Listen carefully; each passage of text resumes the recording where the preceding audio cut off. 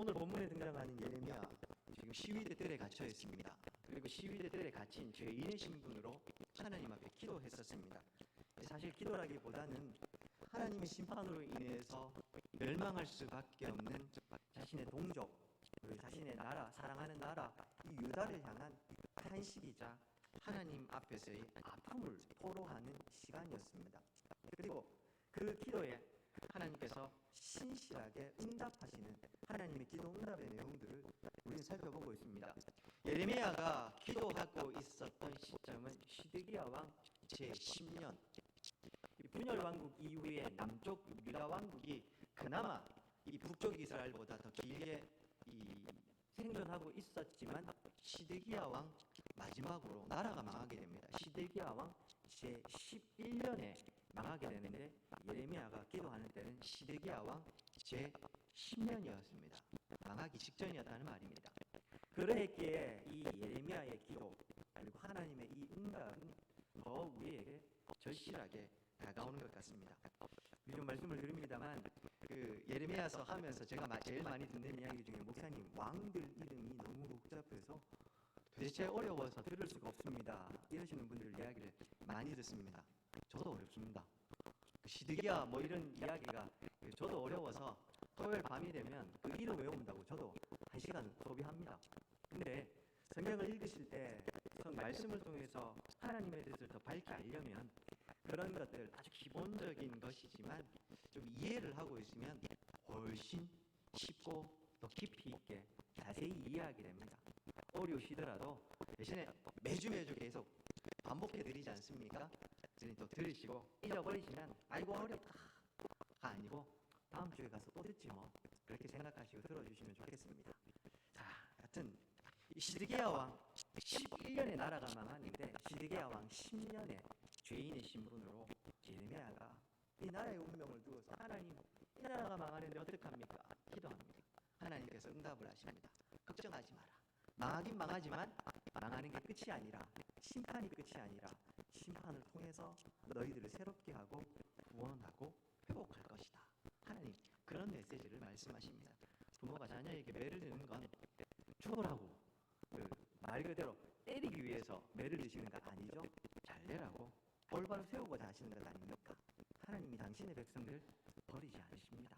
오늘도 그런 이야기들로 가득 채워져 있습니다. 14절 보십시오. 여호와의 말씀입니다. 하나님께서 응답을 하십니다. 보라, 내가 이스라엘 집과 유다 집에 대하여 일러준 선한 말을 성취할 날이 있으리라. 여기서 선한 말이 뭡니까? 제가 성경에서 선한이란 뜻이 이런 선하다, 선한 이런 말이 나오면 무엇을 생각하시겠습니까? 뭐 원어적으로 어떤 뜻이고 뭐 복잡한 거 있는데요. 이 선하다라는 건 하나님이 보시기에 좋았다. 그게 선함이다 라고 말씀드렸습니다. 착하고 도덕적으로 옳고 그건 세상에서 이야기하는 거고 성경적 기준에서 성도들에게 선하다는 것은 하나님이 보시기에 좋아야 합니다. 자, 그래서 선한 말, 하나님께서 보시기에 좋은 말이라고 하는데 그게 무엇이었을까요? 여러분들 펼치신 성경에서요 위로 올라가시면 33장 6절부터 9절 사이를 한번 보십시오. 그게 하나님의 선한 말이었습니다. 예레미야에게 이미 말씀해 주신 너희들 회복하고 고치고 살려줄게 그 얘기했습니다.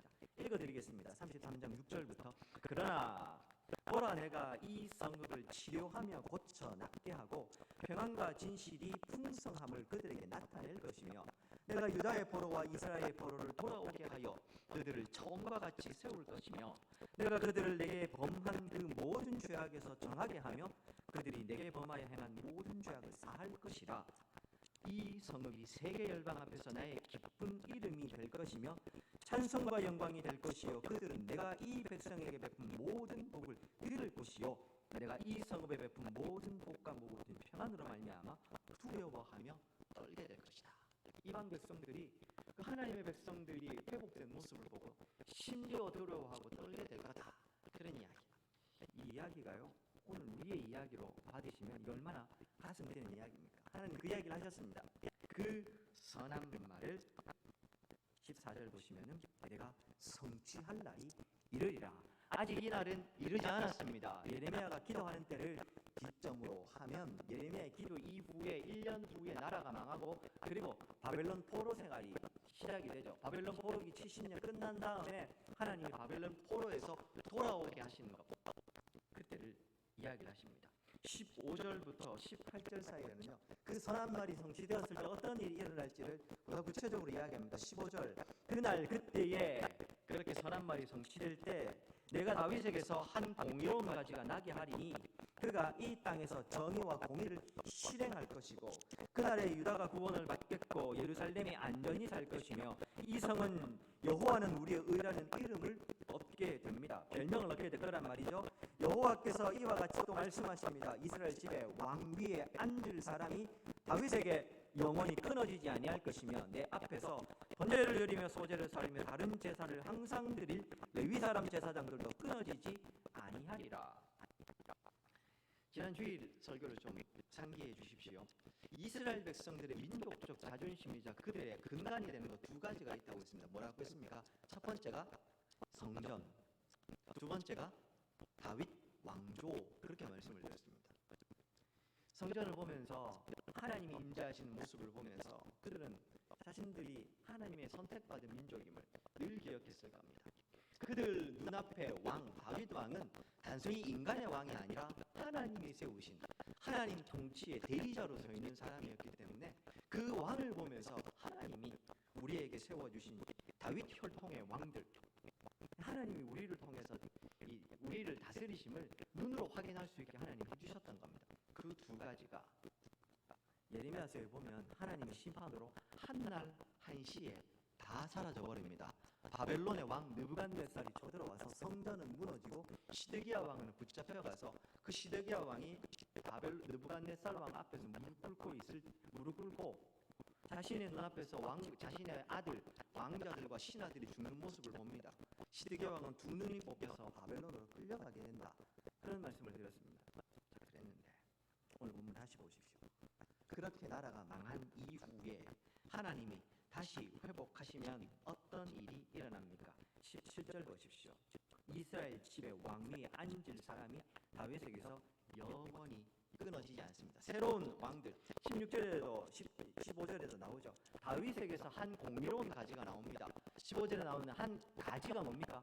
자손을 이야기하는 거죠.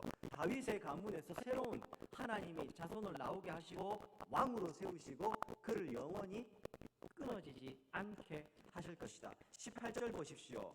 번제를 드리고 소제를 살리며 다른 제사를 항상 드릴 레위 사람 제사장도 끊어지지 않을 것이다. 제사장이 존재하고 제사가 진행된다는 말은 뭐가 있다는 말입니까? 성전이 있다는 이야기입니다. 즉 제사장이 끊어지지 않는다는 말은 성전이 다시 세워질 것이다. 그 성전이 무너지지 않을 것이다. 그 이야기입니다. 한꺼번에 다 무너져버린 민족적 자존심, 그 민족의 근간을 하나님께서 다시금 세우실 것이다. 그렇게 이야기를 합니다. 이미 우리 앞에서 충분히 살펴봤으니까 새삼스럽지도 않고 놀랍지도 않습니다. 다만 이 놀라운 일을요 하나님께서 하고자 하십니다. 전지전능하신 하나님께서 하시니 이거 뭐 그렇게 대단한 일이겠습니까? 있는 곳에서도 없는 곳에서도 다시금 있게 하시는 분이 하나님이시고 보면 죽은 사람도 살리시는 아무것도 없는 곳에서부터 새로운 걸 창조해내시는 하나님이시고 보면 말 그대로 전지하시고 전능하신 하나님이시 이 정도 일도 못하시면 하나님 안 하셔야죠. 그렇죠? 문제는 이걸 누구에게 하고 있냐는 말입니다. 누굽니까? 이스라엘 백성들을 향해서. 우리는 예레미야서 앞부분을 통해서요 이스라엘 백성들이 얼마나 하나님의 마음을 아프게 하고 하나님을 억신여겼는지 그 실상을 충분히 살펴봤습니다. 지겹도록 살펴본 이야기를 기억하시죠? 회복의 이야기가 나오기 전에 예레미야 1장에서부터 2장, 3장, 4장, 5장 계속 나가면서 그들이 잘못한 이야기만 했어요. 저도 하면서 힘들었던 게 계속해서 잘못한 이야기와 심판의 이야기만 나옵니다. 목사님들 주일날 서가지고 설교하는데 잘못한 이야기, 책망하는 이야기 하는 게 그리 쉽겠습니까?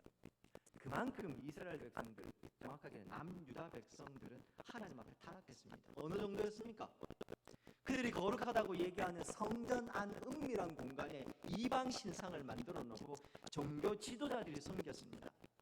남녀노소 물어나고 온 가족이 합심해서 그들의 집 지붕 위에다가 하늘의 일월성신을 섬기기도 했습니다. 심지어 자신들의 자녀를 불에 지나가게 하는 몰렉에게 인신제사를 드리면서까지 하나님을 떠나서 바알과 아세라, 오늘날로 따지면 물질의 풍요로움 때문에 민족적 자존심이고 종교적 자존심이고 다 팔아버리고 우상을 섬기고 하나님을 떠나버렸던 것, 그게 당시 남유다의 상황이었습니다. 하나님 입장에서 보면요, 이런 정도가 되면 이건 사실은 폐기시키고 다시 다른 민족 택하셔도 됩니다. 이스라엘 백성들 위에 다른 백성들이 없었습니까? 그런데 하나님 그리하지 않으십니다. 그들을 다시 고쳐서 사용을 하십니다. 그게 하나님이십니다. 이런 하나님의 일하심에 놀랍기도 하지만 하나님됨을 생각하면 놀랍지도 않고요. 그죠? 우린 이 일하심을 은혜라는 말로밖에 설명할 수가 없습니다. 특별히요, 오늘 우리가 읽은 18절까지에서 하나님이 당신의 백성들에게 베풀으시는 은혜의 특징이 두 가지가 나옵니다. 첫 번째, 17절도 18절도 다윗의 가문의 왕, 그 다음에 제사장 이야기를 하시면서 공통적으로 등장하는 이야기가 있습니다. 왕은 왕인데 어떤 왕입니까? 그 왕이 어떻게 됩니까? 영원히 끊어지지 않습니다. 18절에서도요, 레위 사람 제사장들도 끊어지지 않습니다. 즉 하나님께서 새롭게 세우실 사람들은 다시 끊어지지 않는, 심판이든 뭐든 다시는 이런 일이 일어나지 않는다. 느부갓네살 왕 침공으로 시드기야 왕이 바벨론에 끌려가서 거기서 그냥 죽거든요. 그러니까 역사적으로 다윗의 왕조는 끝났다라고 볼 수 있습니다. 영원할 것 같았던 성전도 무너졌습니다. 그런데 하나님께서요, 새로 세우실 건 영원히 끊어지지 않는다, 영원하다. 두 번째, 15절과 16절 한번 보십시오. 하나님이 세우실 왕이 나오는데 그 왕이 다스리면 어떤 일이 일어납니까? 공의로운 가지가 나서 이 땅의 정의와 공의를 실행한다고 합니다. 16절에서는요, 유다가 구원을 받고 예루살렘에 안전히 살게 되고, 그래서 이 성은 여호와는 우리의 의라고 하는 이름을 얻습니다.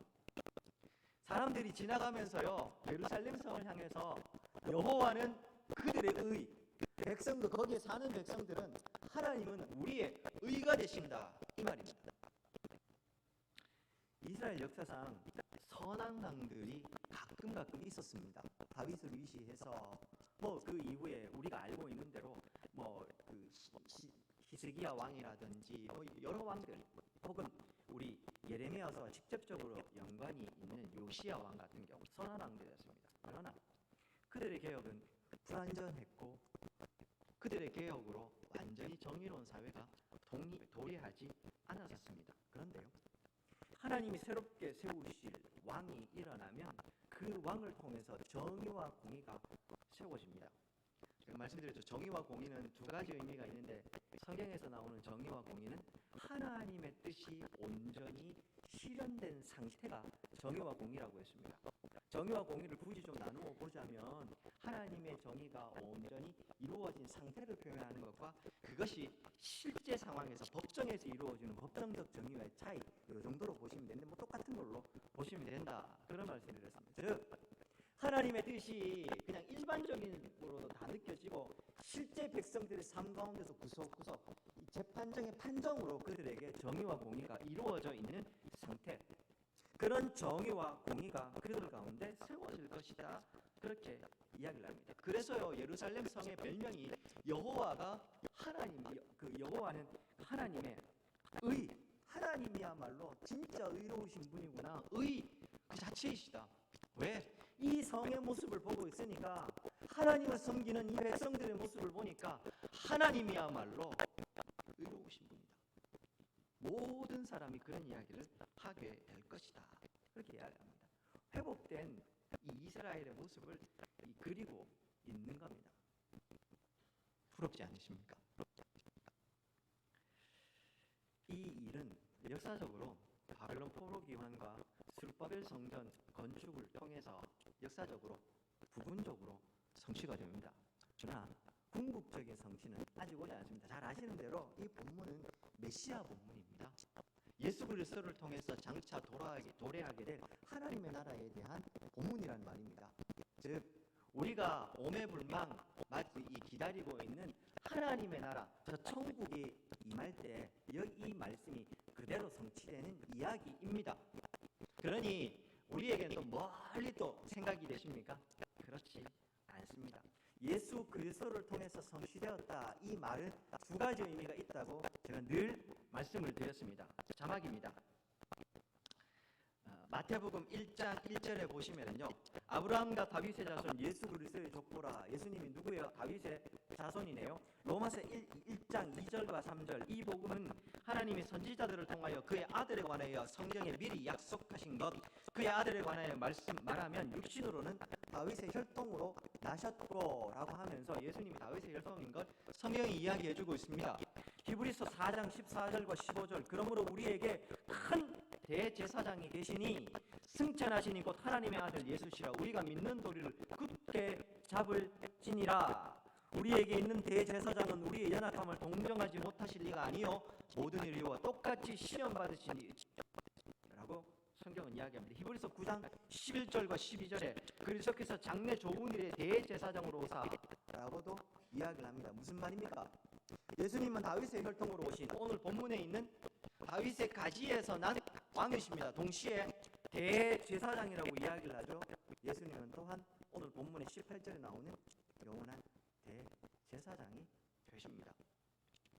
오늘 본문에 우리가 읽은 이 부분에 이 회복된 예루살렘과 유다 백성의 모습이 부럽다가 아니라 사실은 그 부러움의 대상이 누가 되었냐 하면 저와 우리가 되었단 말입니다.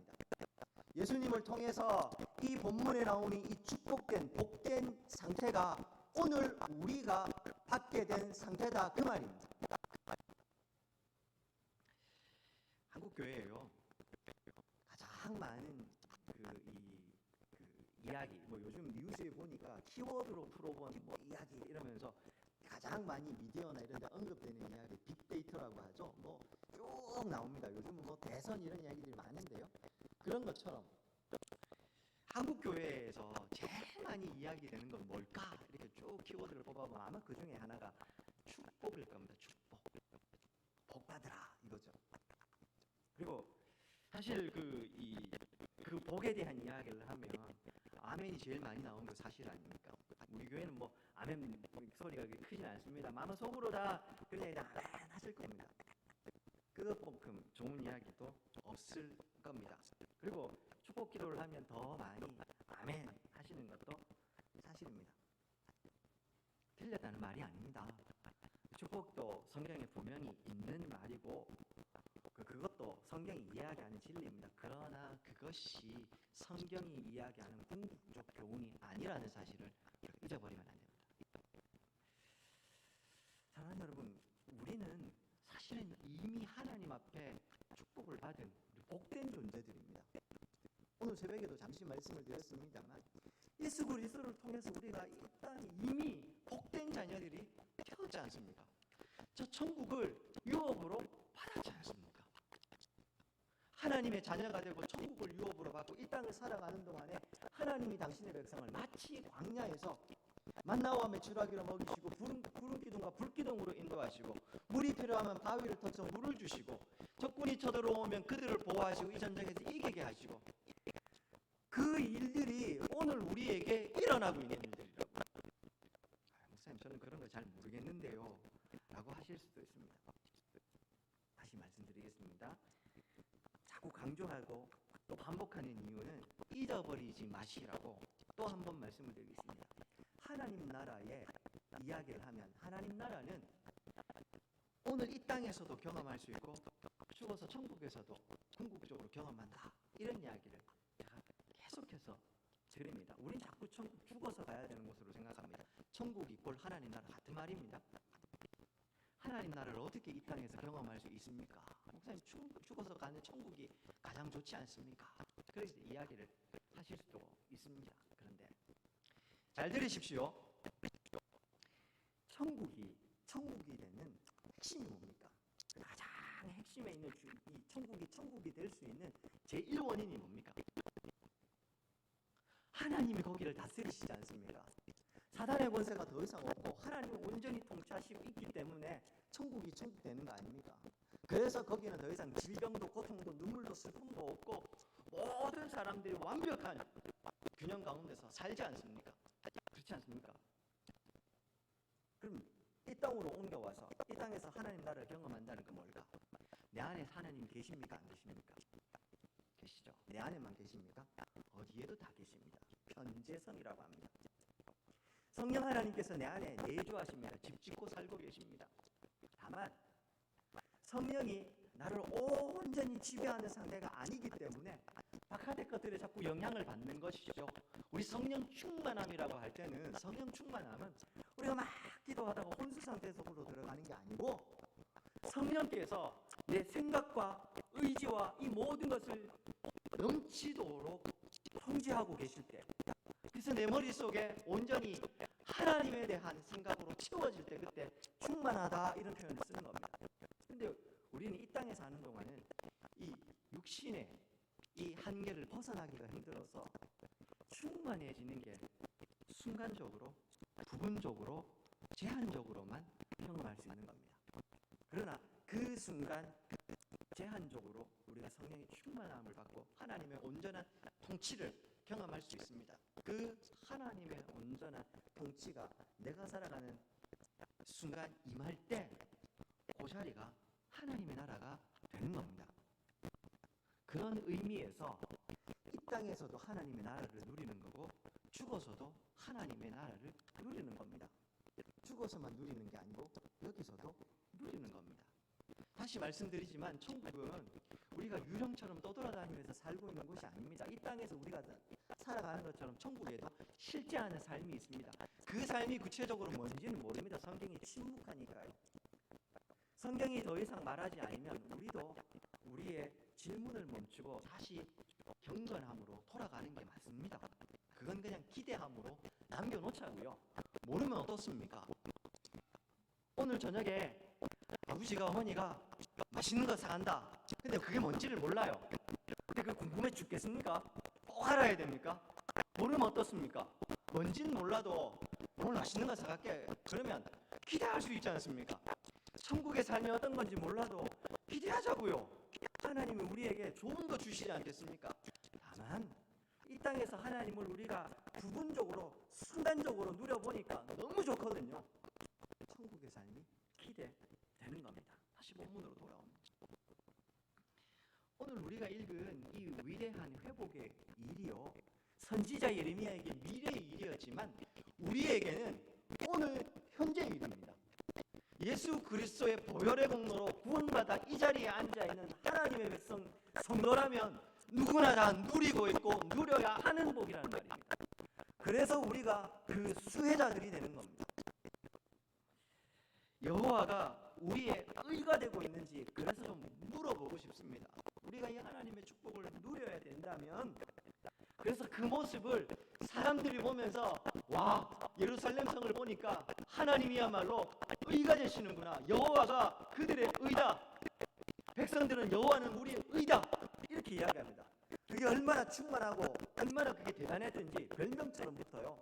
별명으로 붙는다는 말은 그게 일상적으로 일어난다는 말입니다. 다시요, 우리가 예수 그리스도를 통해서 이런 복을 다 받았다면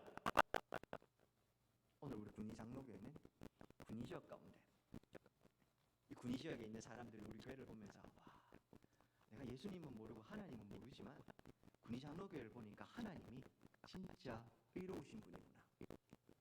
내 주변의 사람들에게 내가 예수는 안 믿지만 저 사람 보니까 하나님이 진짜 살아계시는 것 같고 하나님 의로우신 분 같아. 그런 모습으로 보여지고 있습니까?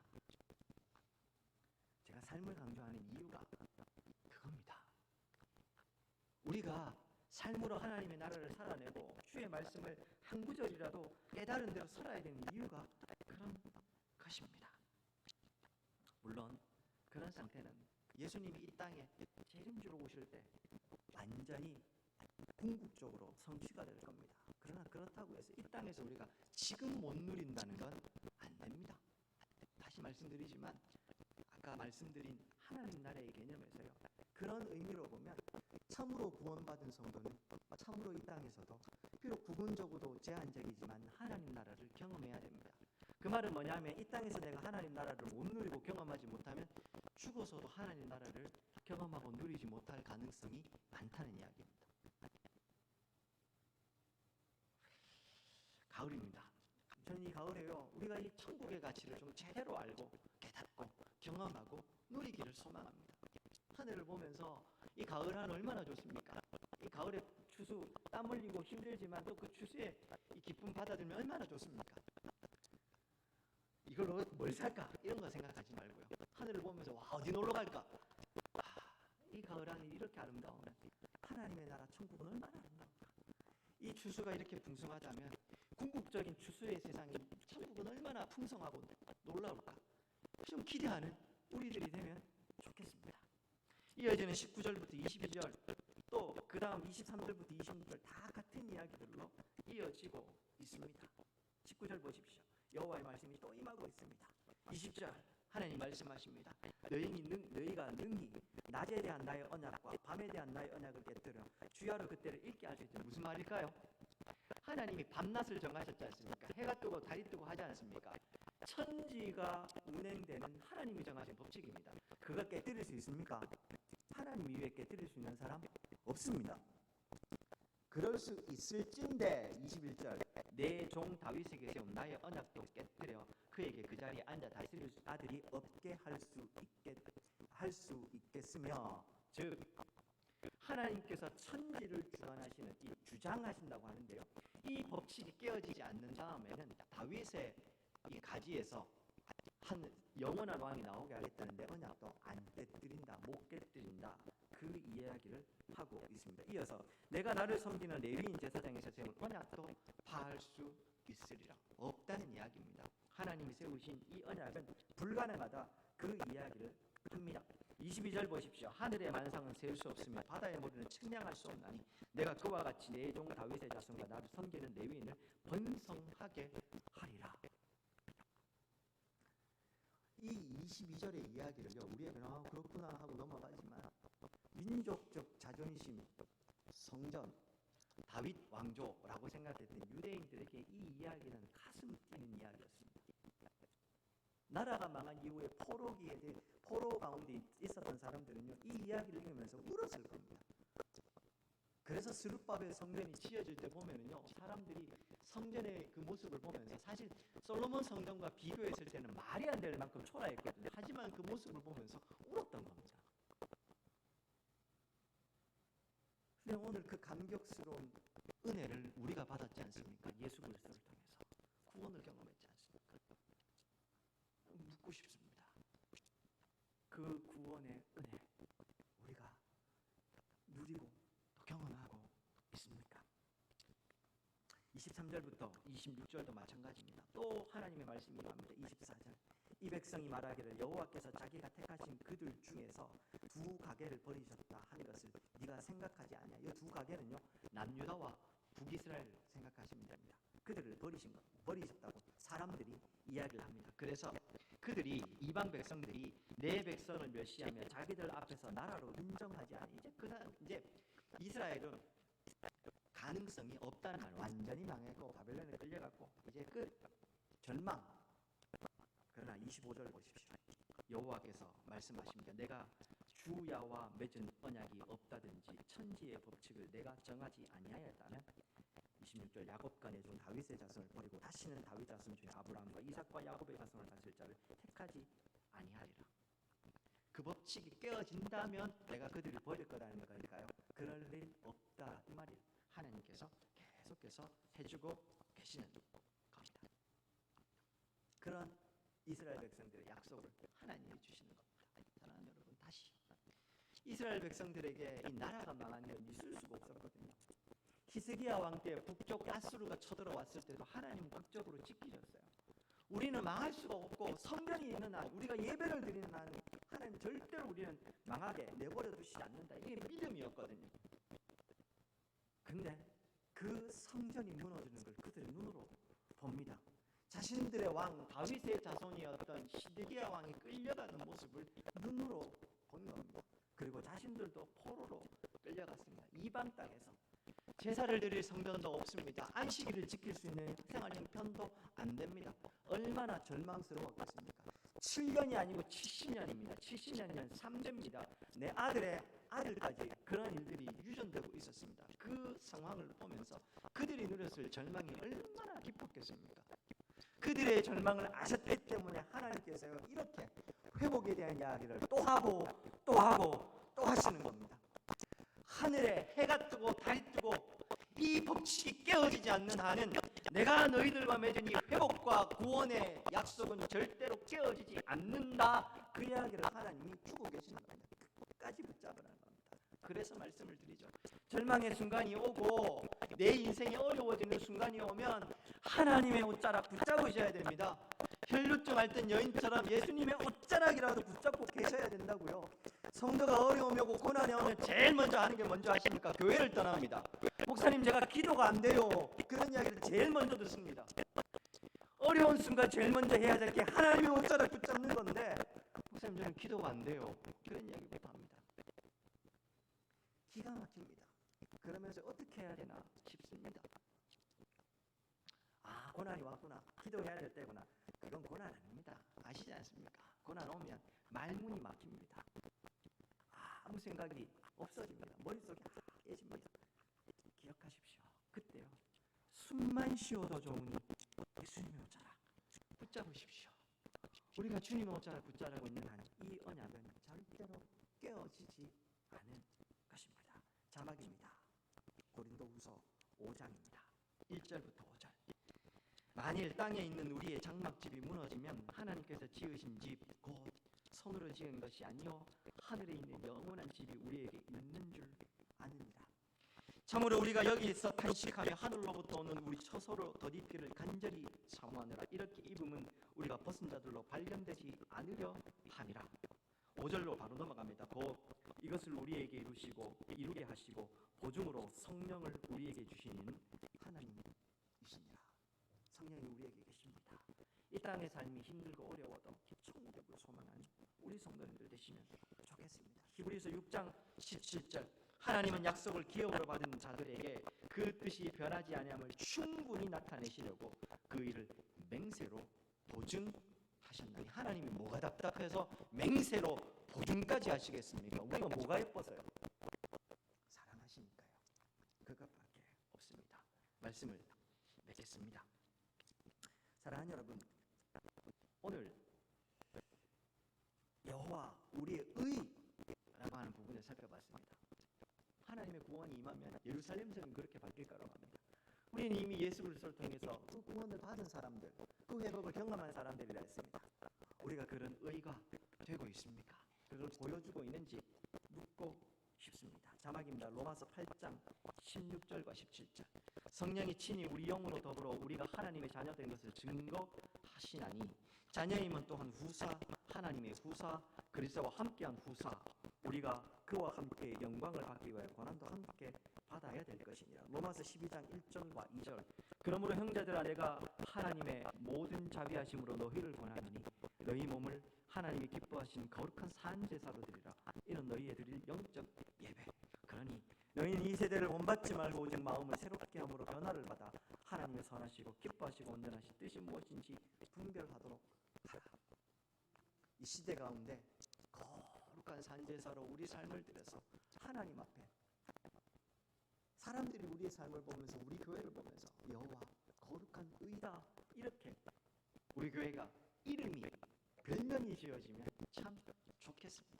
그리고 또 하나, 오늘 예레미야가 어디 있다고 말씀드렸습니까? 감옥에, 시위대 뜰에 갇혀 있습니다. 구덩이에 빠져서 죽을 뻔한 거 시드기야 왕이 그래서 그를 건져내가지고 풀어준 게 아니라 시위대 뜰에 가두어 두었습니다.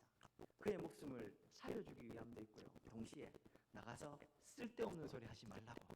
나라가 지금 어려워 죽겠는데 왜 자꾸 하나님의 말도 안 되는 뜻이라고 이야기하고 있느냐, 듣기 싫다는 겁니다. 가두어 둔 겁니다. 감옥에서 예레미야가 오늘 하나님의 이 놀라운 구원과 회복의 소식을 듣습니다. 성도에게 한계는 없습니다. 하나님이 우리와 함께 하시기 때문에 그런 겁니다. 군위에 있으니 우리 교회는 이 대한민국 그것도 군이라는 작은 곳에 있으니 우리는 다른 교회에 비하면 아유 너무 작은 교회고 할 수 있는 일이 없습니다. 그렇게 생각하십니까? 아니요. 휴가를 다녀왔습니다. 휴가 다녀오면서요 선진교회 탐방 꼭 한다 했습니다. 선진교회 탐방하고 돌아왔습니다. 그런데요 작은 교회입니다. 바닷가 마을에 있는 아주 작은 교회였습니다. 그런데요 그 작은 교회에 하나님의 일하심이 있습니다. 하나님의 놀라운 승리의 간증이 있습니다. 크고 빛과 번쩍한 교회가 선진교회가 아니고 저에게 선진교회는 하나님의 일하심이 있고 순간순간 걸음걸음마다 하나님의 은혜가 배어 있어서 주변의 사람들에게 칭송받는 그 마을 사람들이요 목사님과 상의도 하지 않고 마을 관광지도를 그리면서 제일 마지막 관광지도에다가 그 교회 이름을 넣고요 그 교회에 꼭 반드시 들러야 될 곳으로 표기를 해둡니다. 그리고 토산교회는 하나님 오실 때까지 영원히 달려갑니다. 그걸 거기다 적어놓았답니다. 어떻게 해요? 목사가 이야기하지도 않고 누가 얘기해주지 않았는데 자기들이 와서 찾아보고서 알아보고서 그렇게 집어넣었답니다. 그리고 교회를 그렇게 알아서 그렇게 했답니다. 그게 선진교회 아닐까요? 군위에 있다고 해서 불가능한 게 아니고 하나님을 향한 우리의 믿음이 문제가 아닐까 생각해 봅니다. 반대로 우리가 여기 있어 안 되는 게 아니라면 우리가 여기서 참으로 주님의 이름을 고백하며 믿음으로 여호와 우리의 의 그 하나님의 하나님 되심을 보여주고 드러내고 고백하는 저 우리 성도님 되시기를 주의 이름으로 축원드립니다.